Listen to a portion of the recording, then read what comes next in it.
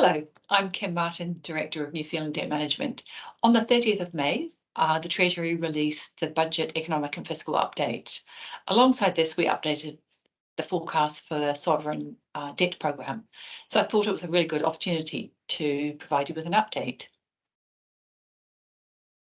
I'll break the discussion into two sections. So first up, we've made some changes to the borrowing programme based on changes to the underlying fiscal outlook. The New Zealand Government bond programme for the year to June 2024 remains at 38 billion New Zealand dollars. The programme for the year to June 2025 has increased by 2 billion New Zealand dollars relative to that we published at the half-year update in December. It's now set at 38 billion New Zealand dollars. Over the entire forecast period, our gross New Zealand Government bond issuance programme has increased by 12 billion New Zealand dollars. And you can see that on the chart. The blue bars are the budget update as of the 30th of May, and the green bars are the half-year update from December. Changes to the forecast borrowing programme are also shown here. Our bonds on issue, you can now see, are expected to reach 220 billion by June 2028. You can also see short-term borrowings are expected to be 13 billion New Zealand dollars. These borrowing forecasts are underpinned by updated fiscal forecasts. Here you see the operating balance is expected to improve as the economy grows and government expenditure growth declines. However, relative to the December update, there has been a deterioration in the fiscal outlook, reflecting weaker tax revenue. The operating balance is now expected to reach a surplus 1 year later in the year to June 2028. In the fiscal strategy report, the government has announced a short-term fiscal intention to return the operating balance to surplus by the year 2027-2028. Another fiscal intention is that the government intends to put net core crown debt as a percentage of GDP on a downward trajectory towards 40% and maintain it within a range of 20 to 40% of GDP thereafter. And that's shown here. It's worth noting the government has reverted to the historic measure of net debt, shown in black, as opposed to the alternative measure used more recently, shown in grey. Now let's turn to the New Zealand Government securities portfolio that includes New Zealand Government bonds and short-term borrowings. In New Zealand, short-term borrowings consist of Treasury bills and ECP. We now see benefits from maintaining a high volume on issue. That said, the proportion of short-term borrowings in our total portfolio is aligned to history, as shown in the chart on the left-hand side, reading off the right-hand axis. We updated our short-term borrowing strategy and outlined the rationale for it in our latest NZDM Insights note, and that's published on our website. Currently, short-term borrowings are equivalent to 15 billion New Zealand dollars, or 8% of the total New Zealand Government securities on issue, and that's shown in the right-hand pie chart.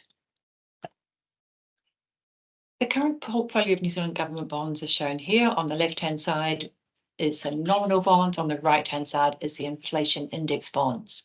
For nominal bonds, the individual line capacity limits have been increased from 18 billion New Zealand dollars to 25 billion New Zealand dollars.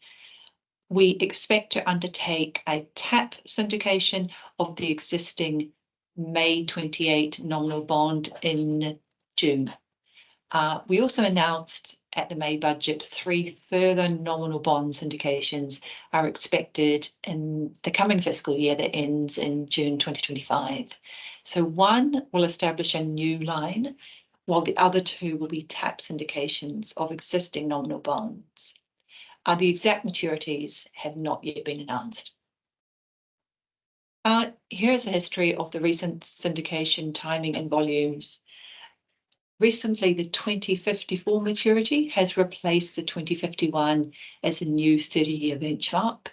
We also recently issued the 2035 maturity, and the intention there is that we build up some volume in that line before it becoming the new 10-year benchmark next year. We have not announced volume expectations for the 2028 maturity that we will syndicate in the month of June, but the volume will not be limited by the size of this year's New Zealand Government bond program. So instead, we may choose to use the syndication to pre-fund part of the program for the next fiscal year that starts on the 1st of July 2024.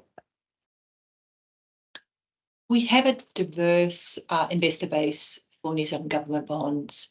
We see a snapshot of this diversity in our syndications, and that's what's shown here in these charts. Typically, we do see higher domestic demand and demand from banks, balance sheets at our shorter dated transactions, and more European investor demand in our longer dated transactions. We're seeing solid support for our bond tenders that are currently running at $500 million per week. The blue bars here show the tender cover ratio reading off the left-hand axis. The green dots reading off the right-hand axis represent the range of successful bids.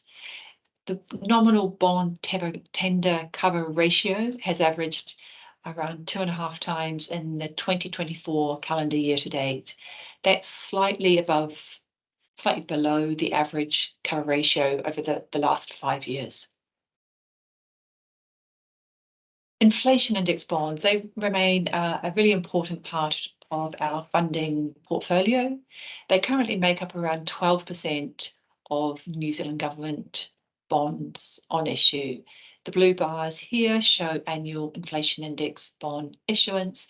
The green line reading off the left-hand axis shows inflation index bonds as a proportion of the New Zealand government bond portfolio. Issuance volumes will be influenced by demand. We expect to issue less than $1 billion this coming fiscal year. Investors continue to comment on New Zealand relative yields. New Zealand government bond yields in black, they continue to follow the directional trend in global yields.